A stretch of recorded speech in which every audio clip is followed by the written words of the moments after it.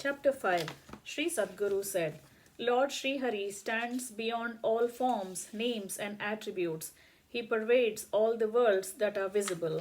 He who is not accessible to the spiritual, immature, is attained by those great siddhas who have won anger and have controlled all senses, and who, with the help of yoga practice, reach the samadhi state.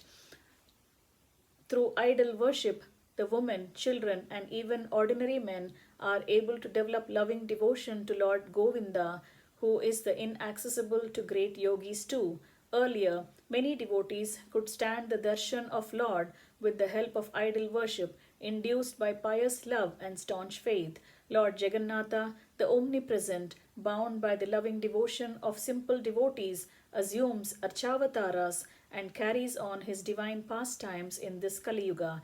The Vaishnavas have well understood that the archavatara alone is very significant in the Kali Yuga. Hence, they perform aradhana of the Murti every day. Those who take pride in considering themselves to be intellectuals make fun of the idol worship that captures the minds of all very easily. There was a rich and learned man called Keshavachandra who had a good command over English and was allured by Christianity. He wanted to reform Sanatana Dharma, establishing a society called Brahma Samaja.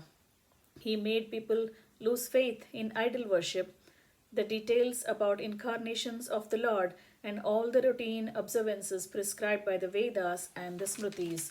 Attracted by this rich, scholarly, and equivalent men, the people gathered around him and appeared as blind, led by a blind man.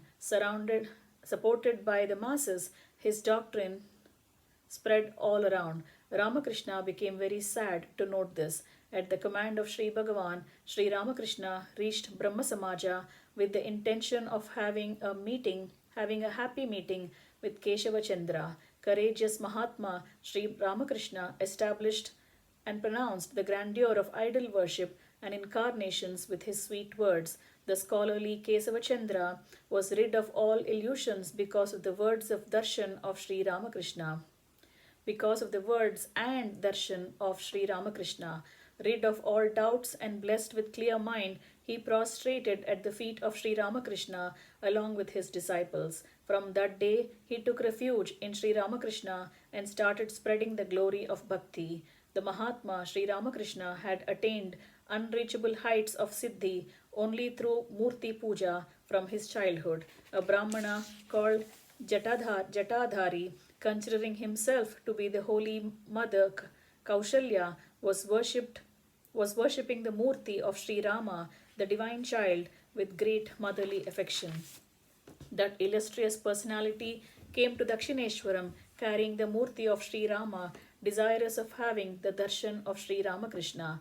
Held in high esteem by Sri Ramakrishna, he stayed in Dakshineshwaram. The divine child Balarama played happily in the presence of Sri Ramakrishna always. Sri Balarama clung to Ramakrishna at all times, even when he was bathing, walking, sitting, eating, lying down, or doing anything else. Jatadhari, the Brahmana, decided to return to his place. Sri Balarama could not tolerate separation from Sri Ramakrishna. When the Brahmana came to know of the affection Sri Balarama had towards Sri Ramakrishna, he left him back in Dakshineshwaram. After the Brahmana left, Sri Balarama stayed there happily, playing with Ramakrishna as a child with his mother.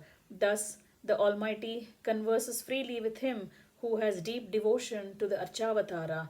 Thus ends chapter 5, entitled Sri Ramakrishna Charitam 4 of book 10 of Sri Vaishnava Samhita, composed by Shri Krishna Premi Swamigal.